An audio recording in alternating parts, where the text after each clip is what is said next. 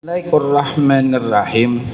Wa fi raudil fa'iq an Sufyan ats-Tsauri annahu kharaja ila Makkah hajan fa kana yabki min awwalil lail ila akhirih.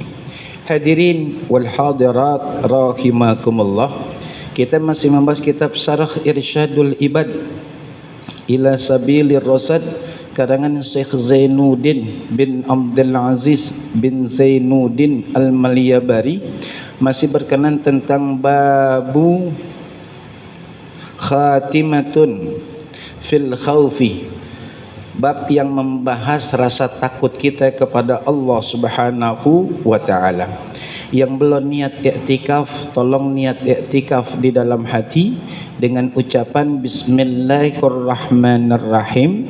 Aku niat i'tikaf selama berada di masjid ini sunnah karena Allah taala. Lalu lanjutkan dengan niat menuntut ilmu juga dalam hati dengan ucapan Bismillahirrahmanirrahim. Aku niat menuntut ilmu malam hari ini karena Allah Ta'ala. Semoga Allah memberikan ilmu yang berkah, ilmu yang mudah, ilmu yang manfaat dunia akhirat. Amin ya rabbal.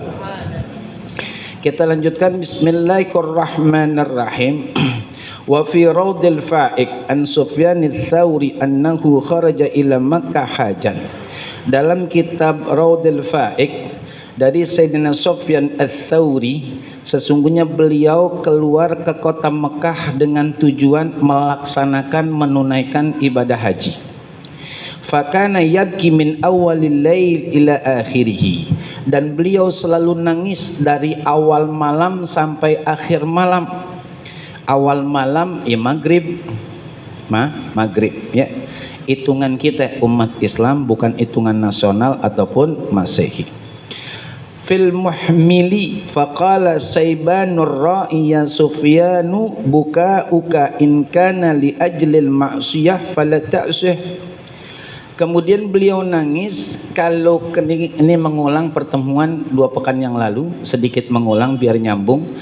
Itu biasanya kalau orang-orang dulu itu di atas kendaraannya, entah onta, entah judulnya gajah, ada kayak rumah-rumahan gitu.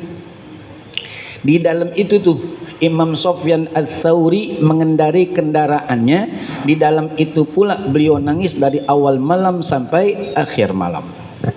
Faqala Saybanur ra'i, berkata Sayban ar-ra'i, ya Sufyanu, wahai Imam Sufyan ats-Tsauri, buka'uka in kana li ajlil ma'siyah fala ta'sih. Wahai Imam Sufyan ats-Tsauri, kalaulah nangismu disebabkan karena kemaksiatan, maka jangan maksiat lagi. Jangan maksiat lagi. Ini untungnya punya teman yang perhatian. Kadang-kadang teman itu ada kalau kita lagi senang, dia ngilang kalau kita lagi susah. Ini bukan teman namanya.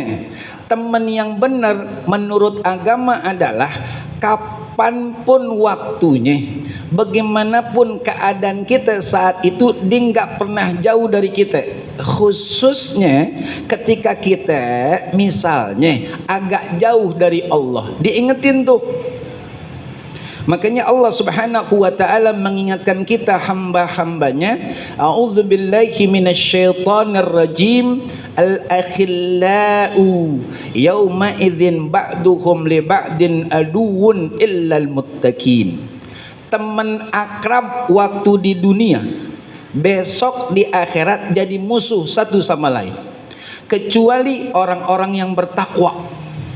Artinya Allah ngingetin kita hamba-hambanya, kalau cari teman-teman yang nguntungin, jangan yang ngerugiin. Kalau sekedar punya banyak teman mah insya Allah gampang, apalagi dompet kita tebal, beres urusan, ya kan? Kita judul video call berangkat jadi, tapi jarang teman itu ngingetin kita kalau lagi jauh dari Allah. Bang, lama ini kita nggak ketemu, kangen kayaknya. Ya Allah, astagfirullah. Iya, Insya Allah besok ya bang ya, biar kita ketemu lagi. Itu bentuk perhatian saudara kita ame kita ketika jauh dari Allah, jauh dari jamaah, jauh dari majelis taklim. Itu temen namanya. Yang begitu jangan ditinggal, karena besok kita saling tolong menolong jadinya, bukan berantem. Ini kadang-kadang nyari temen cuman modal banyak, tatoan, tindikan, cincin beredor, ame gelang bahar. Dikata malaikat takut kali. La haula wala quwata illa billah. Ya, cari teman yang benar, apalagi sekarang ya Rob. Ya. Ujiannya begitu sangat dahsyatnya. Kalau nggak ada pendamping kanan kiri di setiap waktu yang ada di luar rumah kita, repot urusannya kita. Repot kita urusannya. Ya, kita lanjutkan. Jadi kata Syaiban Ar-Ra'i kepada Imam Ats-Tsauri, kalaulah nangismu ini wahai imam disebabkan maksiat, ya udah jangan maksiat lagi, berhenti dah, berhenti dah, ya. Kemudian beliau Imam Sufyan Ats-Tsauri berkata, amma dzunubu fama khatarat bibali qattun saghiruha wala kabiruha. Wahai saudaraku Syaiban Ar-Ra'i, kalaulah berkenan tentang dosa-dosa itu aku enggak begitu pedulikan, baik dosa kecil ataupun dosa besar. Bukan berarti Imam Sufyan Ats-Tsauri ini sombong, takabur, bukan. Emang beliau hari-harinya, waktu-waktunya udah lari dari dosa. Udah lari dari dosa, sekenceng-kencengnya, segancang-gancangnya, udah lari, udah. Gitu, udah lari. Maka mau yang kecil mau yang gede, beliau insya Allah cenderung pasti nggak nengok itu, boro-boro deketin, nengok aja. Kita lanjutkan. Walaysa bukai ya Syaiban min ajlil maksiyah, dan bukanlah tangisanku ini wahai Syaiban disebabkan karena maksiat, walakin khawfil khatimah li anni ra'aitu syaikhan kabiran katabna ankhul ilma wa 'allaman nas arba'ina sanatan. Lalu kata Imam Sufyan Ats-Tsauri, takutnya aku ini ya, itu adalah takut berkenan tentang akhir hidup. Akhir hidup. Nih, kelas Imam Sufyan Ats-Tsauri masih takut akhir hidup yang belum ada kepastian dari Allah.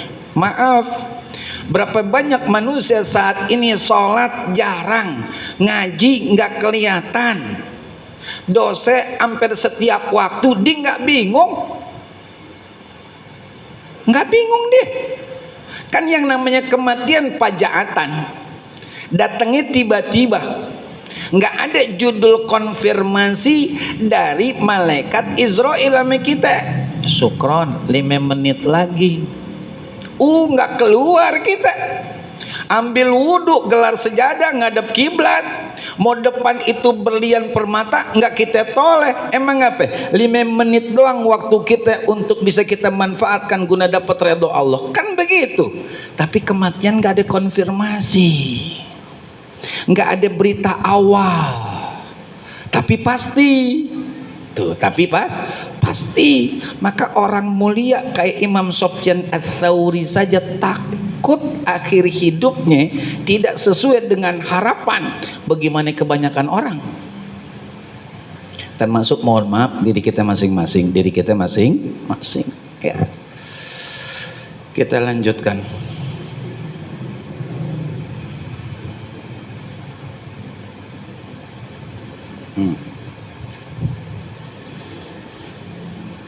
Li'anni ra'aitu syaikhan kabiran. Lalu Imam Sufyan Ats-Tsauri melanjutkan pembicaraan kepada Syaiban Ar-Ra'i, karena aku pernah melihat seorang guru. Syekh sekali lagi bisa berarti menunjukkan usia, udah tua. Syekh bisa berarti menunjukkan ilmunya yang tinggi dan mulia. Ya. Jadi sini syaikhan kabiran. Mungkin kita jadi satukan, usianya udah cukup tua, ilmunya subhanallah. Katabna ankhul ilma. Kata Imam Sufyan Ats-Tsauri, kami pun belajar dari beliau. Wa 'allaman nas arba'ina sanatan. dan beliau pun mengajar manusia 40 tahun. Subhanallah, subhanallah. Wajawara baitallahil haram sinin, dan beliau tinggal di sekitar Masjidil Haram beberapa tahun. Artinya beliau itu secara keilmuan dan secara bi'ah lingkungan sangat mendukung untuk mendapatkan cucuran rahmat dari Allah. Dan mungkin kalau bicaranya agak bebas, bisa dipastikan beliau husnul khotimah. Husnul khotimah, karena perbuatan beliau hari-hari enggak lain enggak bukan menyebarkan kebaikan. Ya, kita lanjutkan. Ini dia tuh. Wa kana yaltamisu barakatahu wa yaski bihil ghais, dan beliau pun banyak orang mengambil keberkahannya. Maaf, semalam saya ada ngomong begini, seorang muslim yang belajar tok doang ame seorang ulama dengan muslim yang tulus ikhlas nyari berkah ulama, hasilnya beda. Kalau tok belajar doang cakep, tapi bisa jadi bantet karena cuma nyari ilmu doang. Tapi kalau nyari berkah, apapun yang dibutuhkan guru, diminta kagak diminta, hatta kelas yang paling bawah beliau siap melakukan. Itu namanya berkah. Tuh. Kadang di ngaji gurunya sendalnya hilang, nggak dicari tuh, biarin aja. Guru ya kita judulnya ngaji waktu di taklim doang, selesai. Oh salah. Banyak contohnya. Murid berkhidmat ame guru, walaupun ngajinya di emperan tembok, enggak kayak gabung di dalam masjid, lebih berkah yang di pinggiran tembok. Karena dia ikhlas banget. Pokoknya saya mau berkhidmat sama kiai. La ilaha illallah. Ini namanya berkah. Makanya banyak orang yang nutut ilmu bantet, apalagi pakai nyeritain gurunya. Dosek gede banget tuh. Nah gurunya digibahin. La haula. Ada syukran? Ada. Saya nggak ngarang. Maaf ya. Aroma tubuh gurunya diomongin, bau banget badannya dia. La ilaha illallah. Baju nggak ganti-ganti. Guru bajunya begitu. Tuh. Ente jangan jadi gibah, punya duit beliin. Ente jangan jadi gibah, punya duit beliin minyak wangi. Itu namanya murid. Ngomong doang kejelekan guru, bantet ilmu ente. Walaupun satu huruf ente cuma dapatnya, bantet ilmu ente. Emang apa? Guru itu penerus dakwah baginda Rasul. Akrimu al ulama'a fa innahum warasatul. Muliakan kata Allah para alim ulama, karena beliau itu pelanjut dakwah baginda Rasul di atas permukaan bumi. Baginda Rasul udah wafat sekian tahun lamanya, manusia masih banyak yang hidup. Perlu ada yang menerangkan Al-Quran, perlu ada yang menerangkan hadis, perlu ada yang menjelaskan bagaimana ibadah hari-harian. Itu dia guru-guru kita. Begitu. Makanya saya pernah menyampaikan, innallaha la yaqbidul ilma intiza'an yantazi'uhu minal ibad, walakin yaqbidul ilma biqabdil ulama, hatta idza lam yabqa alimun ittakhazan nas ru'asa juhala fasu'ilu fa'aftau bighairi ilmin fadallu au adallu au kama qala Rasulullah sallallahu alaihi wasallam. Kata baginda Rasul sallallahu alaihi wasallam, sesungguhnya Allah mencabut ilmu itu bukan dengan cara Allah cabut dari dada-dada manusia yang ada, bukan, kata baginda Rasul. Tapi Allah mencabut ilmu dari atas permukaan bumi ini dengan cara mewafatkan ulama. Ketika ulama yang soleh, yang rendah hati, yang berakhlak, yang ikhlas, yang tawadu, tulus ngajarnya, lillah banget, banyak yang wafat. Yang sisa orang-orang yang gak paham agama, tapi orang-orang yang ada mengangkat beliau-beliau jadi ulama. Fasu'ilu, mereka ditanya nih yang gak punya ilmu ame manusia, fa'aftau bighairi ilmin fadallu aw adallu, maka mereka memberikan satu fatwa hukum yang sesat dan menyesatkan. Tuh dia. La haula wala quwata illa billah. Makanya maafin, minta redo. Ngaji itu pakai kaki ame pakai hati, biar nenep di hati kita. Walau nggak banyak ilmunya tapi nenep. Itu yang penting. Buat apaan banyak kalau ngambrak? Tumpah buat apaan? Kita sendiri yang nyari nggak bisa gunain, boro-boro kita bagi sama orang lain, nggak guna. Pakai kaki untuk sampai ke majelis, pakai hati untuk memahami ilmu Allah. Maka hati kita jadi bersih. Nggak ada tuh judulnya apa namanya suuzon ame orang, apalagi kelas-kelasan manusia yang wajib kita hormati dan kita muliakan. Kita lanjutkan. Wa yaski bihil ghais, dan beliau pun terkadang diminta oleh para jamaah dan warga untuk mohon berdoa ketika kemarau tiba, biar Allah berkenan menurunkan hujan. Kita lanjutkan.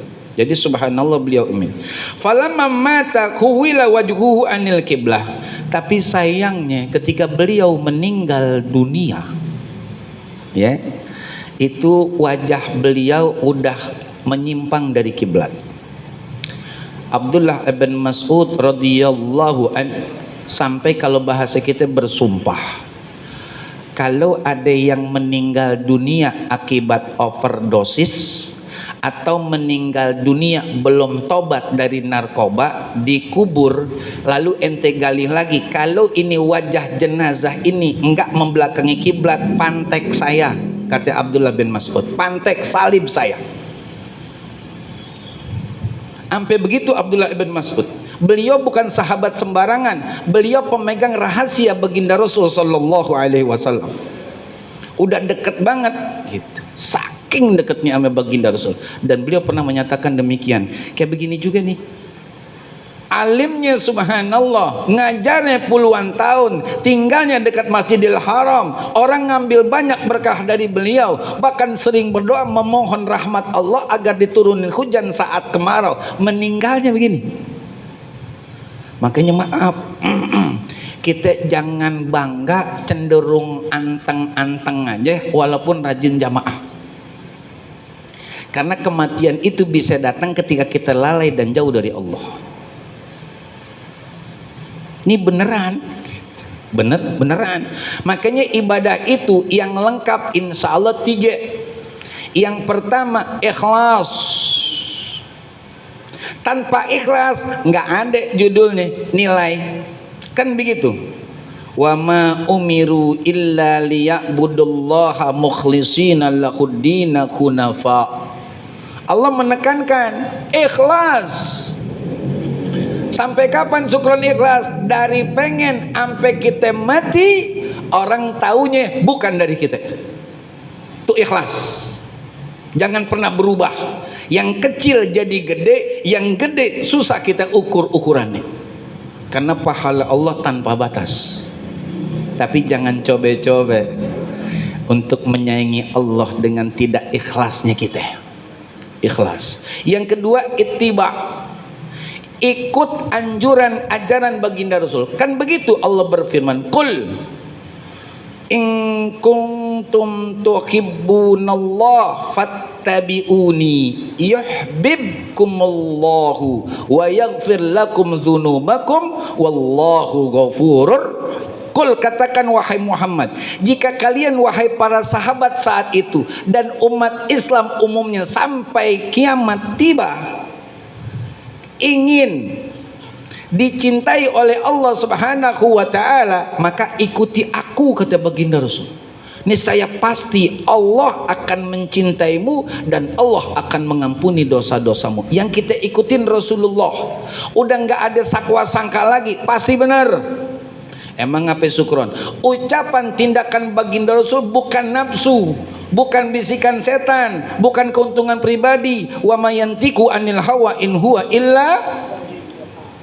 Kalau orang masih ada kepentingan pribadi, orang umum, kepentingan kelompok. Kalau baginda Rasul murni, buat kebaikan kita dunia, ikut Rasulullah.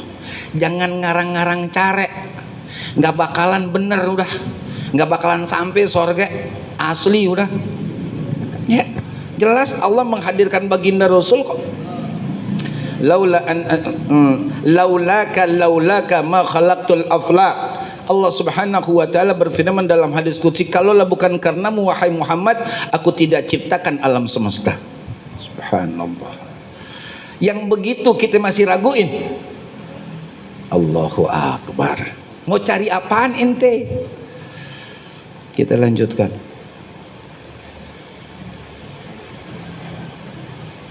Ya. Wa mata ala syirki kafiran, dan beliau meninggal dunia dalam keadaan menyekutukan Allah dan kafir. Hati-hati, karena sekali lagi setan kan udah bersumpah di hadapan Allah. Kalau bahasa iblis, mohon maaf, iblis sudah bersumpah di hadapan Allah, ya Allah, aku akan sesatkan hambamu selama roh dan jasadnya bersatu.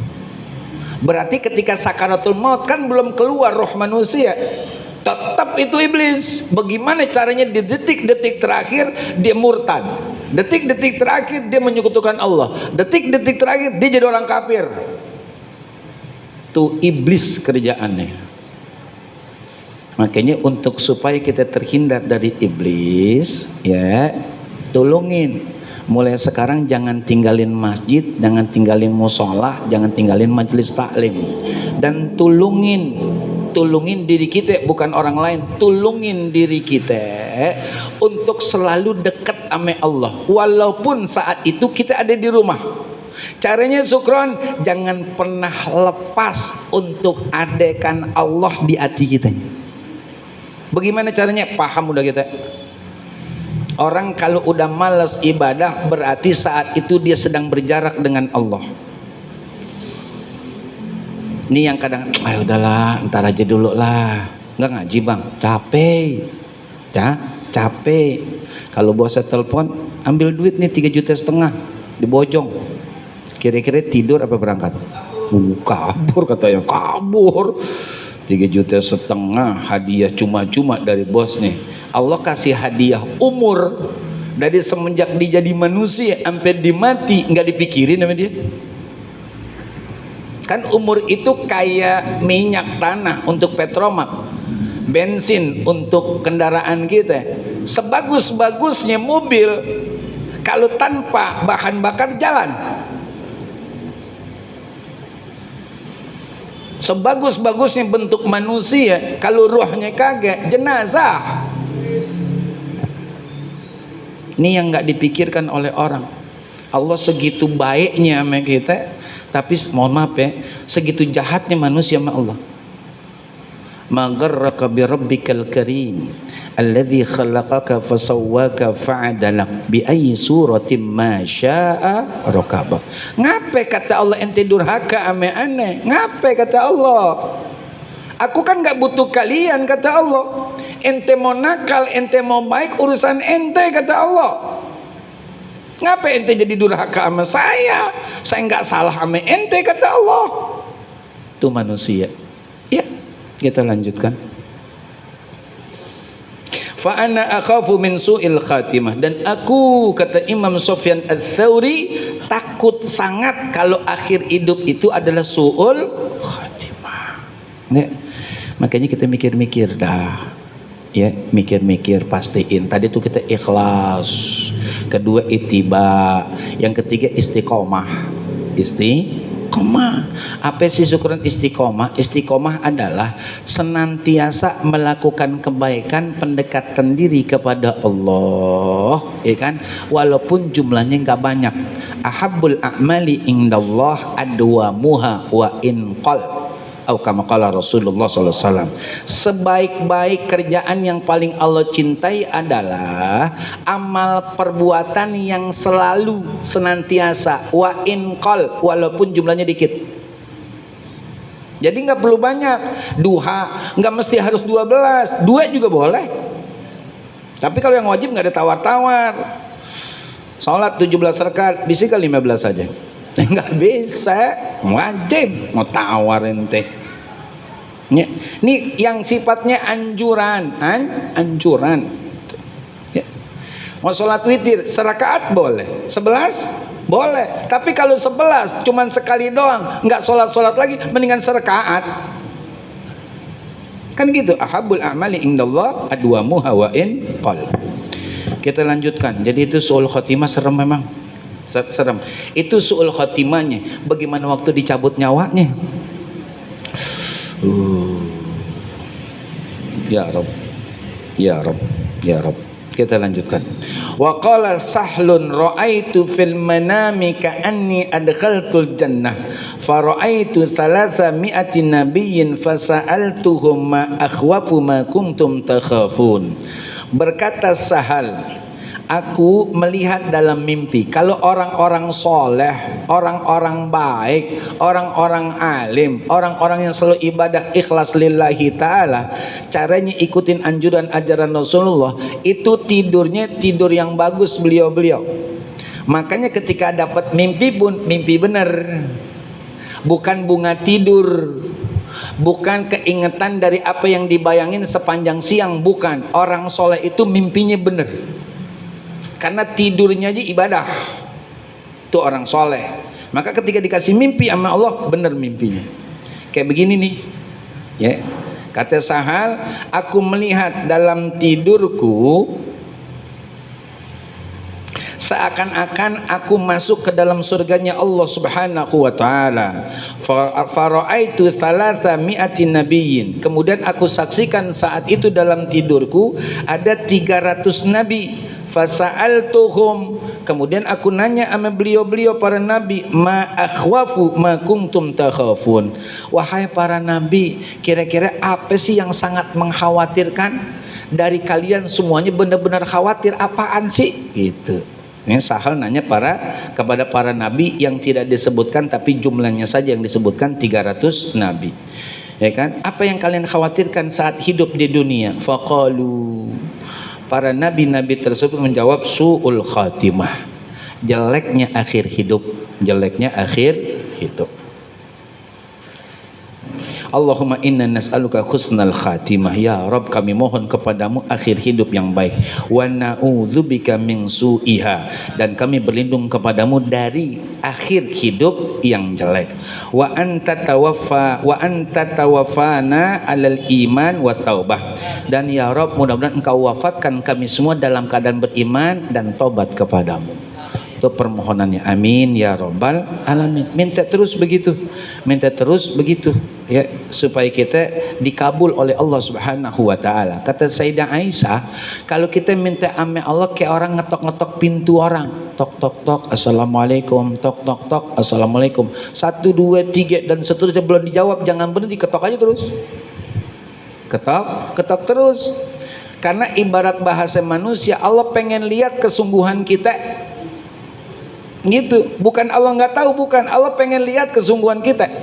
Kalau kita sungguh-sungguh nggak kenal lelah, nggak kenal jerah, nggak boring, nggak suntuk, terus aja, ntar juga ada, pasti itu, ya, janji Allah Subhanahu wa taala.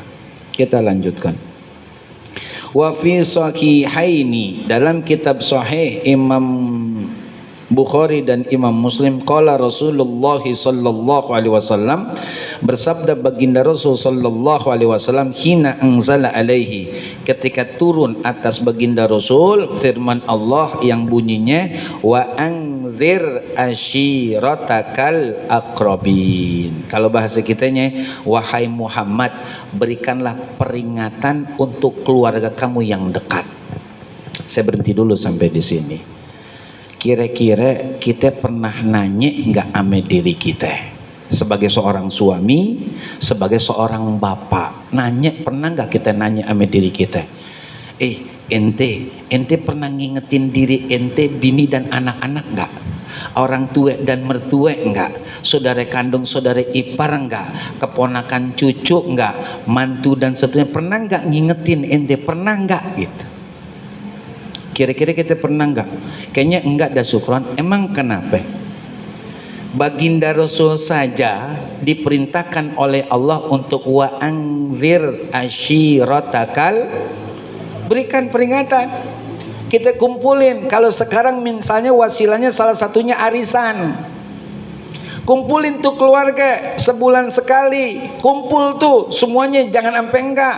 Dalam tanda kutip kita wajibin supaya apa? Bisa ngontrol dan bisa memberikan peringatan ame keluarga yang ada. Makanya maaf, di dalam agama jangan dibiarkan semua keluarga urusan dunia doang. Ada yang ngaji, ada yang pondok, begitu. Ini semuanya bisnis. Kan kita bakalan meninggal, urusan akhirat. Yang ngingetin kita siapa? Yang ngajarin kita siapa? Ayo dah. Ini kadang-kadang nih dunia aja dah. Semua bisnis. Alhamdulillah berkembang pesat. Benar. Cuman kan kita bakalan mati. Apa yang kita bawa? Kalau nggak ada dari keluarga kita, saudara kita yang mendalami ilmu agama untuk ngingetin kita dari kelalaian kewajiban sebagai hamba Allah. Perang aja yang wajib, Allah nggak wajibkan semua. Sebagian aja kata Allah, sebagiannya nuntut ilmu. Jadi ada yang ngingetin di keluarga. Ini seragam. Bidinya kagak paham agama, lakinya kagak ngaji, anaknya aur-auran, udah hancur berantakan dah. Bang tahu bang? Kamu nggak tahu? Dulu kan keluar bang dari pondok. Ya, nah gimana anak-anaknya? Mengaji kagak, belajar ogah, habis dah berantakan. Jangan begitu. Harus ada dari keluarga kita, harus ada yang paham agama. Jadi ketika ada kesulitan dalam beribadah, ada pertanyaan untuk urusan kita takarrub kepada Allah, ada yang bisa jelasin, ada yang bisa memberikan keterangan, bukan ngade-ngade tapi sesuai dengan ilmu. Kita lanjutkan.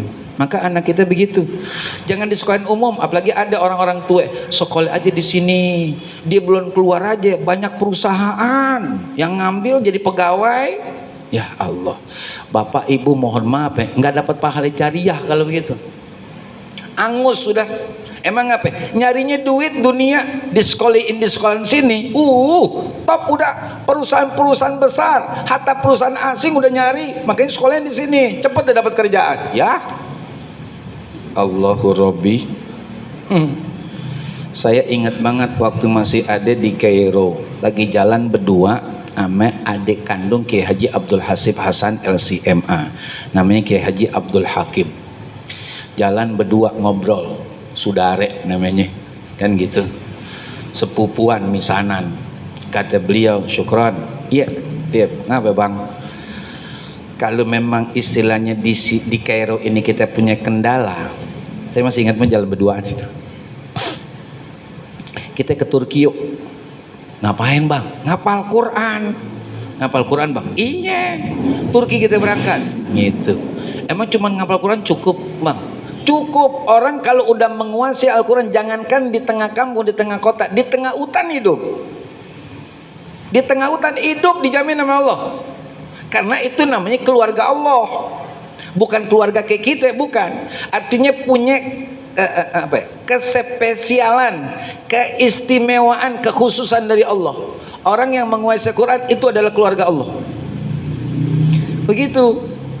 Ya, makanya kita harus punya tuh yang begitu. Kalau memang kagak mau 2, 3 atorah, jangan sampai enggak. Biayain terus.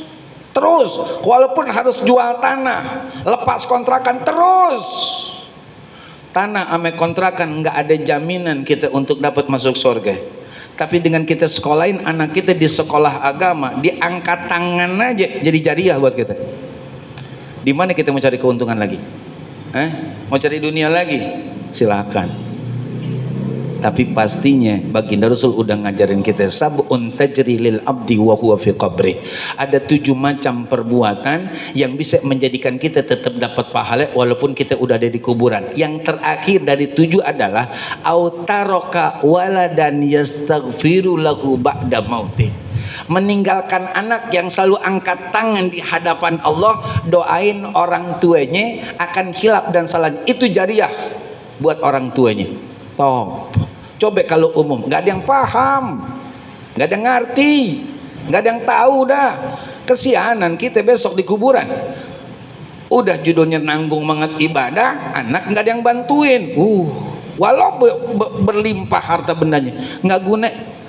Yauma la yanfa'u malu wala banun illa man atallaha biqalbin salim. Kita lanjutkan. Lalu kata baginda, faqala ya ma'saral Quraisy istaru anfusakum minallahi la ugni ankum minallahi syai'a. Lalu kata baginda, wahai sekalian orang-orang Quraisy, belilah diri kalian dari Allah Subhanahu wa taala, alias kita jual diri kita kepada Allah. Kan begitu Allah Subhanahu wa taala berfirman, innallaha ashtara minal mu'minina anfusahum wa amwalahum bi anna lakumul jannah. Sesungguhnya Allah membeli dari orang-orang mukmin laki perempuan diri-diri mereka, harta-harta mereka dengan harga surga dari Allah Subhanahu wa taala. Jual. Syukuran kita enggak punya duit, ngaji, salat berjamaah, jual diri kita sama Allah. Begitu dapat surga dah. Jangan nanggung-nanggung, karena Allah kalau udah menerima itu Allah kasih balasan nggak berbatas. Tapi kalau orang dihitung, kita kerja 1 bulan dari jam 8 sampai jam 3 misalkan, itu berapa jam? Dalam sebulan taruh aktifnya 25 hari, dihargain berapa duit kita? 20 juta. Kalah, murah masih. Kan begitu ceritanya. La haula wala. Kalau kita selawat aja kata baginda Rasul nggak pakai hati, 1 selawat itu dihargain gunung sama Allah. Nah kalau sekian jam kita selawat, berapa ya dapatnya? Masih kejar dunia, tapi ada quality time buat keluarga, ada quality time buat Allah Subhanahu wa taala. Jangan Allah itu kita kasih sise kerja, sise belanja, sedekah, sise mulu Allah kasih. Allah memberikan kita nggak pernah sisa. Ya, jadi begitu, ingetin keluarga, kumpul, itu kita bilangin begini. Kita tuh, ya, jangan dibiarin. Sebab kalau nggak ada kepedulian ayah sama anak-anak, nggak ada kepedulian suami terhadap istrinya, besok bareng-bareng ke neraka. Bareng-bareng udah serombongan besanan ke neraka. Bikin pos dah situ. Ya, nggak boleh. Ayo bismillah, masih ada waktu. Tapi hadirin jamaah rahimakumullah, dari saya kita cukupkan dulu, insya Allah nanti akan kita lanjutkan. Kita baca Fatihah, kita mohon sangat hanya kepada Allah Subhanahu wa ta'ala. Mudah-mudahan dosa-dosa kita, dosa orang tua, kakek nenek, guru, keluarga, juga mertua, baik yang masih hidup ataupun yang sudah meninggal dunia, senantiasa mendapatkan ampunan Allah Subhanahu wa ta'ala. Kita yang masih hidup bersama pasangan dan anak keturunan kita, semoga selalu di bawah penjagaan dan perlindungan Allah Subhanahu wa ta'ala, senantiasa mendapatkan petunjuk hidayah Allah untuk dapat memanfaatkan sisa umur yang ada, nikmat yang Allah berikan untuk ibadah, untuk menjalankan ketaatan, ikhlas lillahi ta'ala, juga istiqamah, agar akhir hidup kita dan seluruh anggota keluarga kita, juga guru-guru kita, dalam keadaan husnul khatimah. Semoga Allah tempatkan, Allah kumpulkan, Allah satukan, Allah gabungkan kita bersama orang-orang yang kita cintai dan mencintai kita di dalam surganya Allah Subhanahu wa ta'ala. Bitilka niyah. Al-Fatihah.